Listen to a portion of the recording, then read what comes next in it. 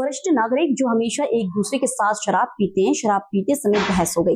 बहस हाथापाई में बदल गई, जिसके बाद वकील और उसके बेटे ने 60 वर्षीय वरिष्ठ नागरिक पर किसी वस्तु से वार कर उसकी हत्या कर दी। जरीपटका पुलिस स्टेशन की सीमा में देर रात हुई इस घटना के बाद से हड़कंप मच गया है। इस मामले में जरीपटका पुलिस ने आरोपी वकील और उसके बेटे को गिरफ्तार कर लिया है।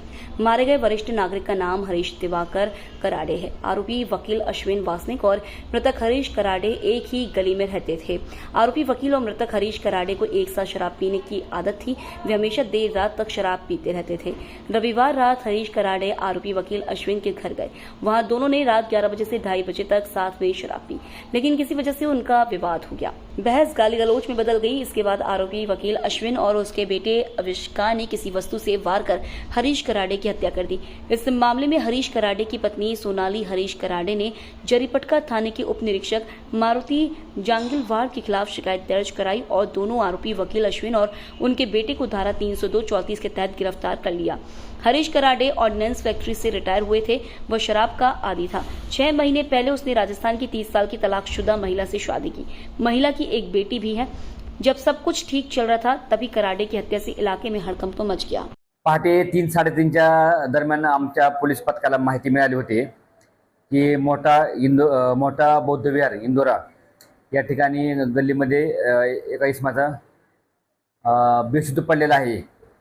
स्पॉटवर जेव्हा PSI मारुती जंगलवाड आणि पथक गेले होते त्या ठिकाणी जाऊन पाहणी केली तर वासनिक परिवाराच्या घरामध्ये एक मृतक मिळून आला।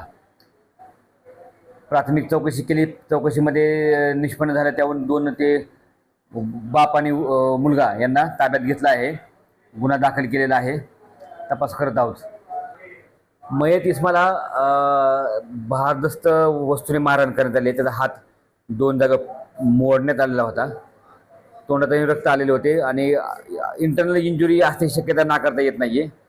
PM रिपोर्ट्स आणि इतर गोष्टीवरून ते माहिती मिळालंच। मयत हा काही दिवसापूर्वी त्यांच्याच गल्लीमध्ये राहिला होता। जवळजवळ 1994 पासून ते एकमेकाला ओळखतात आणि ओळखीचे असल्यामुळेच त्यांचं आरोपीचं आणि मयत त्यांचे एकमेकाची ओळखीचे असल्याने एकमेकाकडे येणं जाणं होतं। रात्री मयत यांनी फोन केलेला होता आरोपी यांना आणि त्याच्यावरून तो घरी आला होता आणि त्याच्यानंतर ही घटना घडलेली आहे। तशी माहिती मिळाली तात्काळ पोलीस आमचे पथक त्या ठिकाणी गेले आणि तात्काळ आरोपींना ताब्यात घेतलं त्यावेळेस।